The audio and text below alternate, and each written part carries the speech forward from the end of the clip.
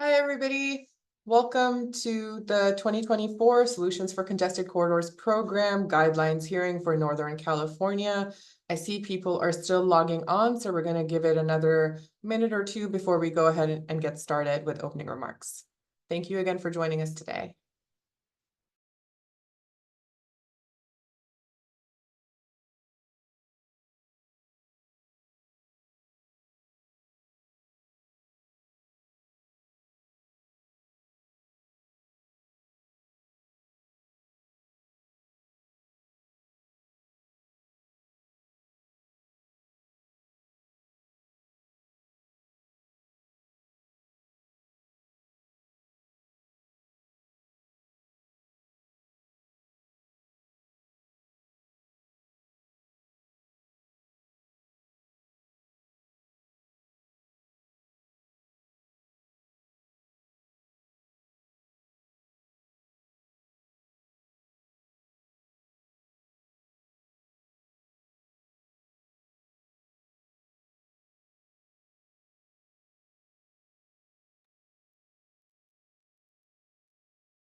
Okay, it is 1:02 p.m. Again, if you were planning to attend the 2024 Solutions for Congested Corridors Program Guidelines hearing for Northern California, then you are in the right place.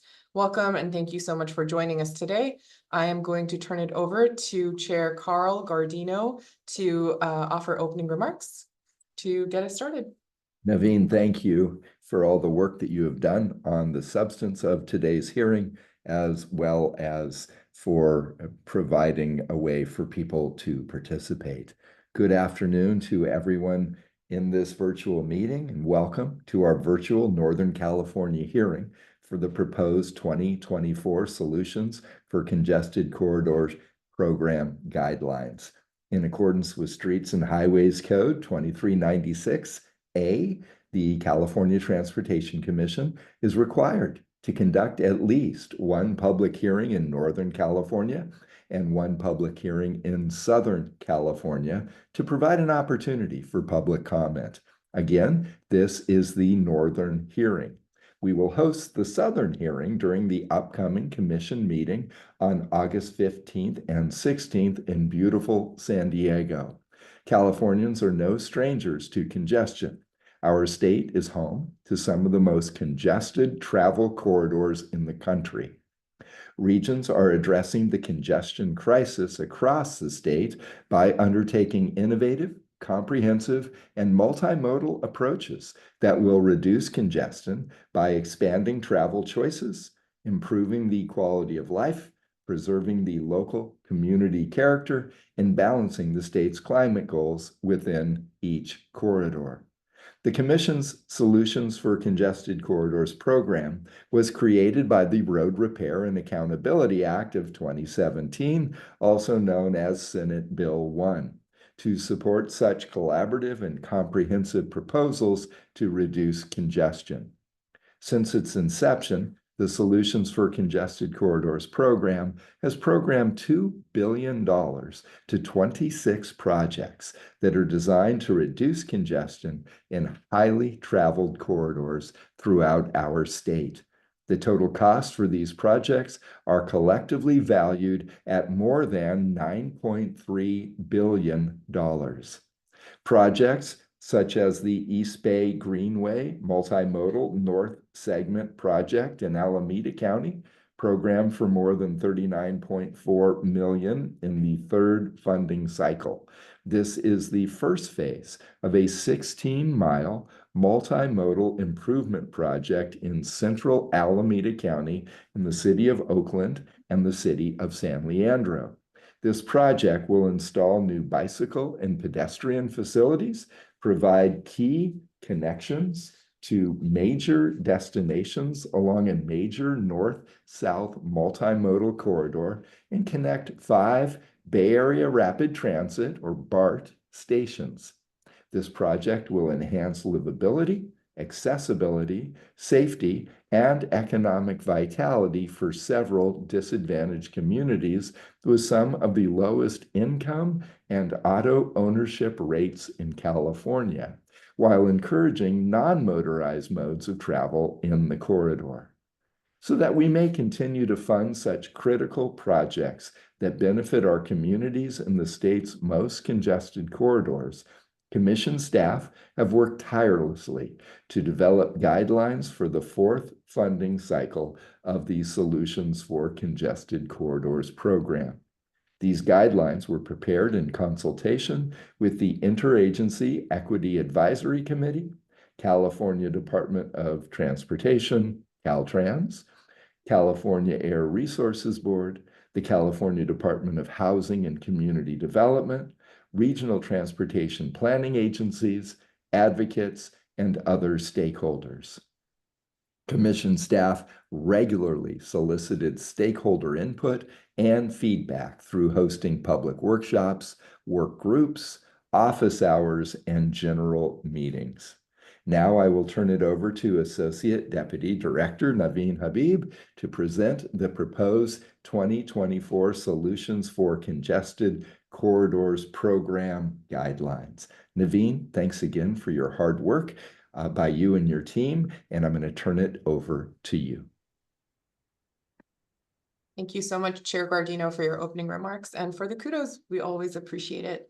And I'm going to kick it off with introductions one more time. If you have been here before, you already know me. I'm Naveen Habib. I manage the Solutions for Congested Corridors program here at the California Transportation Commission. I am also joined here by a few of our team members today, including Deputy Director Matthew Yozgad, who is in charge of all SB1 programming at the California Transportation Commission, Executive Director Tanisha Taylor, and Deputy Executive Director Paul Golazewski. And Ben will be helping us moderate this meeting as well. So thank you so much, Ben, for doing that work. Again, I want to thank everybody for joining us here today. We also have American Sign Language interpreters, Jeanette Sherpa and Rivka Hosinski, and you will see them on your screen interchangeably today. So thank you, Jeanette and Rivka, for being here with us. Moving on to the next slide, I'm going to go ahead and go over some housekeeping items first. This is a virtual hearing that will be recorded. Participants are encouraged to use the interactive features in Zoom to share their thoughts during the public hearing segment, tab 3, that follows my presentation. You may raise your hand or add a comment during the public hearing segment, and we will ensure all comments are addressed in the order that they are received. If you plan to make a comment or ask a question, please clearly state your name and your organization's name. If you have multiple questions, share them one at a time so that we may address each question in its entirety. And finally, as a reminder, your registration link and phone number are unique to you. Please do not share this information with other participants, as it duplicates the same attendee and creates confusion for Commission staff. This presentation and recording will be posted on the Commission's website after the hearing. I'm going to pause here and see if there are any questions before I proceed. I see none, so I'm going to go ahead and push forward. Thank you, Ben. As a reminder, while this is the North hearing for the 2024 Solutions for Congested Corridors Program guidelines, because we are hosting this hearing virtually, it is a statewide hearing. As Chair Guardino stated earlier, a South hearing will be hosted at the August 15th to 16th Commission meeting in San Diego, where I will present a condensed version of this presentation before the guidelines are recommended for adoption.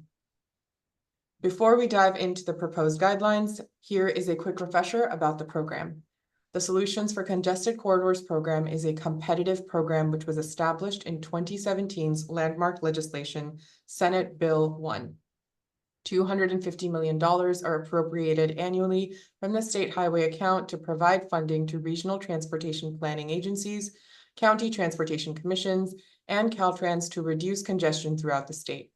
Projects must be included in comprehensive multimodal corridor plans and regional transportation plans to be eligible to compete for funds. The Commission encourages nominating projects that align with the state's climate goals, manage congestion through innovative strategies, include multimodal solutions, and advance transportation equity. Please note that the Solutions for Congested Corridors program only funds the construction phase of a capital project. And to date, we have programmed 26 projects over 3 funding cycles. Let's move on to the next slide. One item I forgot to mention during housekeeping, we are going to be limiting comments, public comments, to 2 minutes each. So please prepare your comments accordingly. This is just a slide about past funding cycles. I've included it here as more of a takeaway. As you can see, we're entering the 4th funding cycle. I'm going to move on to the next slide, please.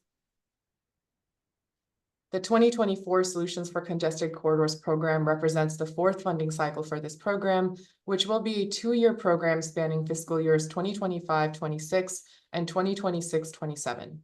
Since the inception of the program, the Solutions for Congested Corridors program guidelines have continued to evolve to address state policy goals. The 2024 program guidelines are no different. This cycle, we workshopped several clarifying changes that were requested by our stakeholders to reduce repetition and redundancy in the Solutions for Congested Corridors program guidelines, specifically pertaining to application requirements identified in Part 8, Appendix A, which I will cover a little later in my presentation. I also developed a sample application template as a visual sample for interested applicants. This template is posted on the Commission's website. I hope everyone will find it helpful. Next slide, please. This is the proposed 2024 program timeline. As you can see, we are currently in summer 2024, coming up on guidelines adoption at the August meeting in a couple of weeks. To develop the proposed 2024 Solutions for Congested Corridors program guidelines, Commission staff planned and hosted 5 public workshops to solicit input from various stakeholders, which included local, regional, and state government and transportation planning agencies, private enterprises, non-governmental and nonprofit organizations, community advocacy groups, and general members of the public. Each workshop was recorded and scheduled for at least 2 hours, where we presented proposed updates or changes to the guidelines based on stakeholder feedback, current state policy needs, and Commission objectives. All workshop materials and recordings are posted on the Commission's website under the workshop's webpage and the designated program webpage.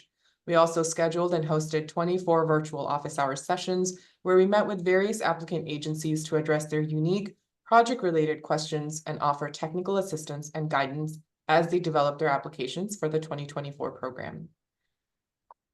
Next slide, please. This is the updated table of contents for the 2024 program guidelines. To make things easier to follow, I have placed red boxes around the sections where updates are proposed.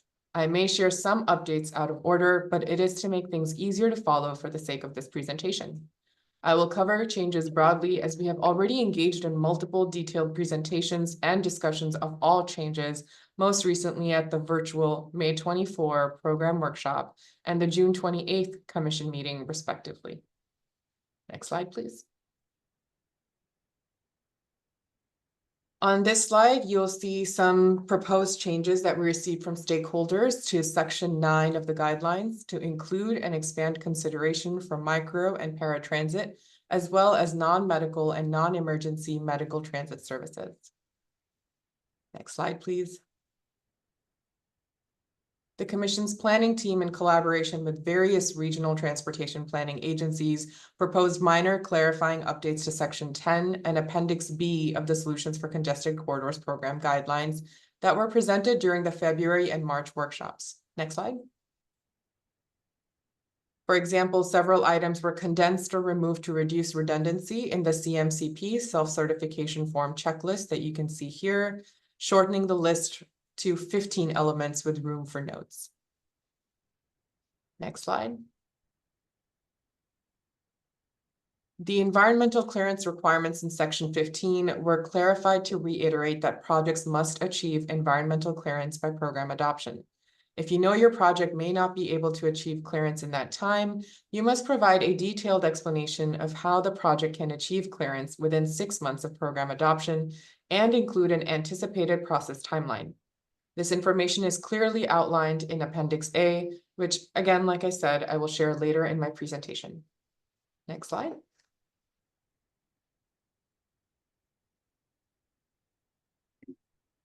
The environmental clearance requirements in Section 15 that you can see here were clarified to reiterate that projects must achieve environmental clearance by program adoption.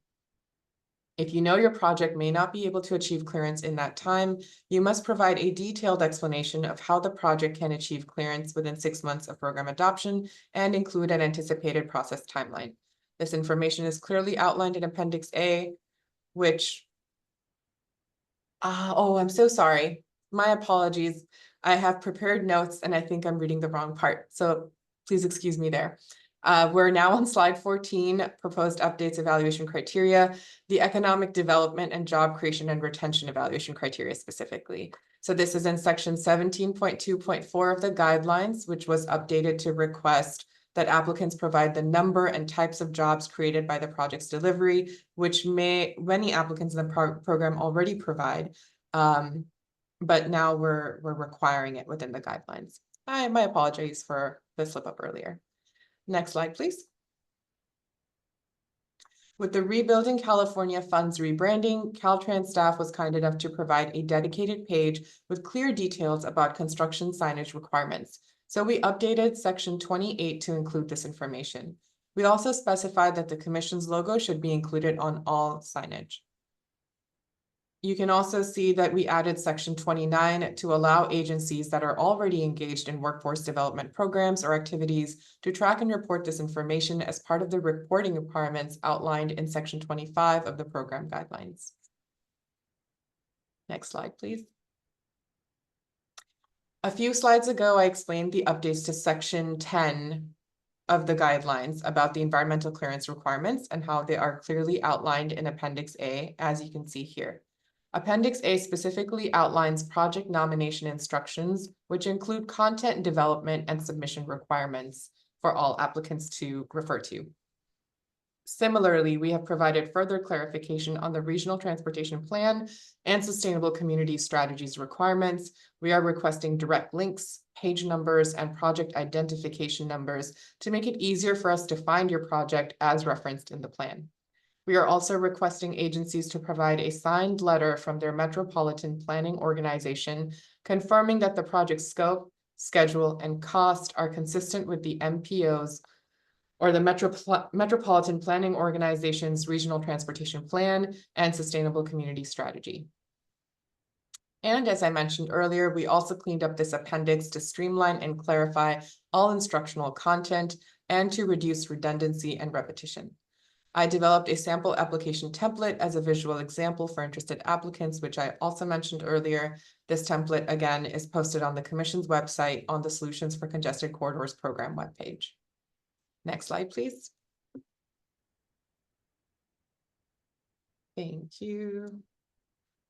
As advancing equity in transportation is an evolving process, to develop guidelines for the fourth program cycle, we have continued to engage and collaborate with the Interagency Equity Advisory Committee, advocates, and our stakeholders to further clarify and update Senate Bill 1 program guidelines to ensure projects with more equitable outcomes are competitive for funding awards. The Senate Bill 1 program's Transportation Equity Supplement was developed to further the implementation of the Commission's Racial Equity Statement. This supplement provides important information on indicators that could be used to identify disadvantaged or historically impacted and marginalized groups, equity benefits, community engagement strategies, and anti-displacement resources, which are all intended to guide applicants to provide more detailed information about the project's benefits and impacts to disadvantaged or historically impacted and marginalized communities. In addition, community engagement was elevated to an evaluated criterion to ensure that the project selection process resulted in projects that would provide more equitable outcomes to disadvantaged communities. Based on our conversations and research with members of the Interagency Equity Advisory Committee, one-on-one meetings with advocates, and the broader feedback received from stakeholders during workshops, we have reiterated our intent to consider equitable practices through a project's life cycle, which includes the planning, development, and delivery processes. We have recommended utilizing structural and procedural equity strategies to create inclusive, affordable, and resource-efficient transportation infrastructure and to provide special benefits to disadvantaged groups to create fairness in process. We have specified additional tools and resources to enable applicant agencies to utilize options that work best for their projects in their communities.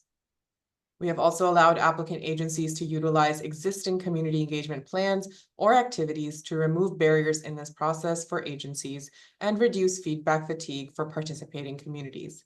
And we further elaborated upon the economic development and job creation and retention criteria to incorporate equitable practices in workforce development and the creation and retention of local jobs and opportunities. The goal with these revisions is to further clarify intent, which is not to simply inform communities, it is to include and engage them through the life cycle of the project development process. This was a core value identified by the Interagency Equity Advisory Committee, and all changes were developed to uphold and honor that value. Again, these revisions to the Senate Bill 1 Transportation Equity Supplement and the Community Engagement Evaluation Criterion are recommended consistently for all SB1 programs, including the Solutions for Congested Corridors program.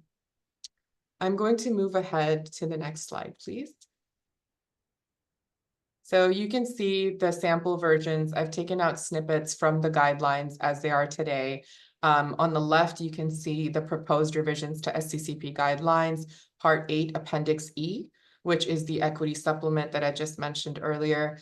This is the first page. You can see we've added some new questions in and updated a lot of information. And then on the right-hand side, there are proposed revisions to SCCP guidelines, Part 4, Section 17.2.3, which is specifically the community engagement criterion.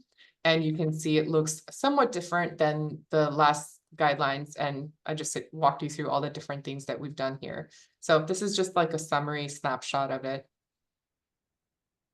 And then I'm going to go ahead and move on to the next slide, please.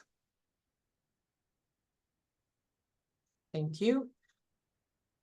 Okay, so this form in Appendix G was updated, and it is only required for projects with the scope of work within the state highway right-of-way, but are not nominated by Caltrans.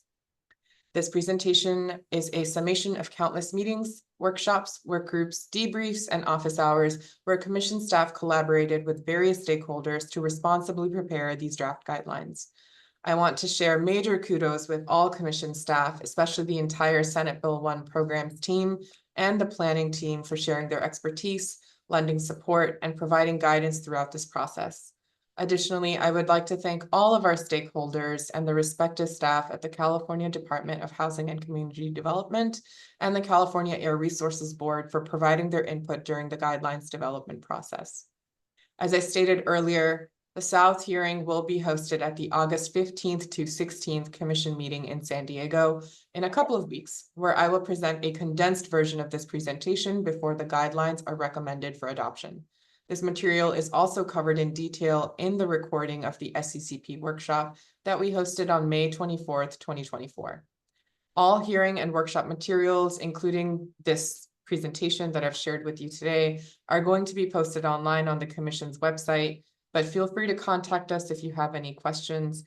This concludes the presentation of the proposed 2024 Solutions for Congested Corridors Program Guidelines at the North hearing. Thank you very much. I will turn it back to Chair Guardino. Naveen Habib, excellent job, and thank you. And I believe on Naveen's system, she can put up the 2-minute clock to aid us all with our public comment period. If not, then I can set my own timer so that when people speak, the 2-minute clock doesn't start until you start speaking. I also want to recognize and thank my commissioner colleague, Clarissa Falcone from San Diego, who I believe has joined us to listen to today's hearing and hear your public comments. If any other of our commissioner colleagues are also listening in for this opportunity to learn from you, then please text me so that I can recognize and thank you for your participation today. Again, we are now going to open this hearing for public comment. Please clearly state your name and organization when you make your comment or ask a question. And I would ask that you pace your comments similar to what Naveen did so that our hardworking interpreters can keep up with your comments as well. If you're experiencing technical difficulties, please email Commission staff at this email address, sccp at catc.ca.gov. Since I don't believe that's on the screen, I'm going to repeat that. Oh, it was just put in the chat box. Thank you, hardworking commission staff. Again, S as in Sam, CCP at catc.ca.gov so that we may do our best to assist you real time. With that, do we have the timer clock available to place on the screen?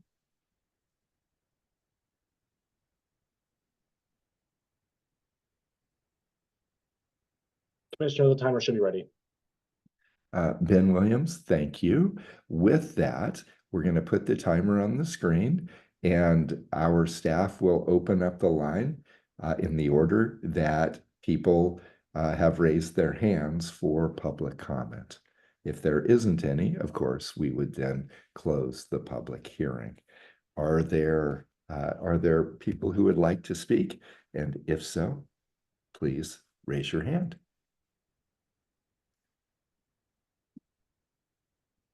And I will depend on Naveen and the rest of our team to tell me if there is anyone in the queue. Currently, there's no one in the queue, Chair, but I will keep you posted if that changes. Oh, I see Kenneth Cow. I'm going to allow you to talk, and you can unmute yourself now.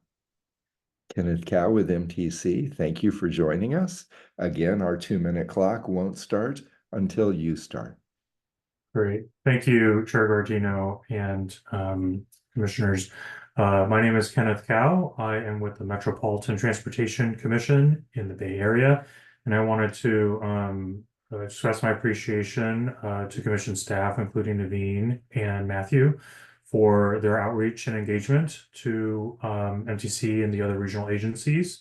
Feel very confident in being able to talk with them and address any issues and concerns that we've had. And with that, I don't have any specific issues I wanted to bring up during the public hearing. I just wanted to express my appreciation. Thank you.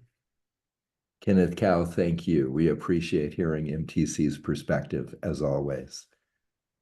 Naveen, are there other people in the queue to speak? Not as of right now. I have not received any questions and I do not see any raised hands.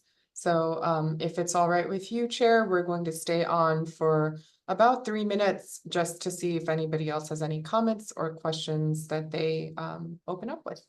Great. Thank you, Naveen. Waiting for 3 minutes seems very wise and thoughtful. And I would like to take this opportunity, if I may, if Tanisha or Paul or anyone or Matthew or anyone else on our staff team have any comments at this time as we wait.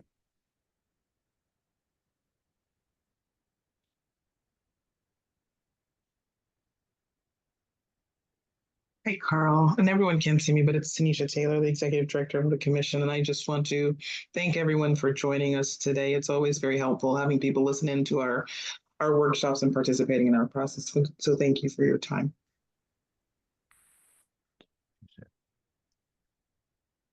Paul or Matthew, if there's any message you want to convey. No, I would just also say thanks to Naveen and Matthew for all of their hard work and the effort to update the guidelines and to coordinate Tuesday. And thanks to everyone for joining today. And Chair Guardino, this is Matthew. And thank you, Naveen, for the excellent job during this presentation. I'm looking over our attendee list, and I know we've already heard from a lot of these folks with very constructive feedback over the course of our workshops. So I just wanted to thank our attendees for tuning in at this 11th hour before we propose adoption of the guidelines for commissioners at our upcoming August commission meeting. So thank you to our attendees and our stakeholders for their support and participation in our process. And I want to echo what Matthew Yazgat just mentioned as well. As Naveen articulated at the beginning, we have been deeply engaged with stakeholders in a very proactive way since January on these guidelines, 5 public workshops, 24 virtual office hour sessions so that everyone's voice could be heard and valued and considered. You saw earlier in the presentation the impact that had on adjustments to the staff recommendation that we hope not only reflect your feedback, but how we best serve 482 cities, 58 counties, and nearly 39 million of our fellow Californians. With that, Naveen, I don't know if there is any time left on the additional 3 minutes you wanted to provide for any of our guests to come off of mute and comment. I'm going to do one last call for any comments or questions. I'm going to give you a few seconds if you have any thoughts that you would like to share with us today. Like Matthew said, I will echo the same comment. We have run the comments dry, Chair. We had a lot of great feedback this round, so I think it's okay if people don't have public comment. So I think I would be happy to turn it back over to you for next steps and adjournment. Thank you, Naveen. Again, this is our Northern California hearing for the proposed 2024 Solutions for Congested Corridors Program Guidelines. Our Southern California hearing will be during our hearings in San Diego on the 15th and 16th of this month. Again, I want to thank my colleague, Commissioner Clarissa Falcone from San Diego, for joining us today. We appreciate your participation and the work of our staff and stakeholders. Seeing no other hands raised by our participants today, we are going to go ahead and close the public comment period and close the hearing. Thank you again for participating. Thank you, everybody.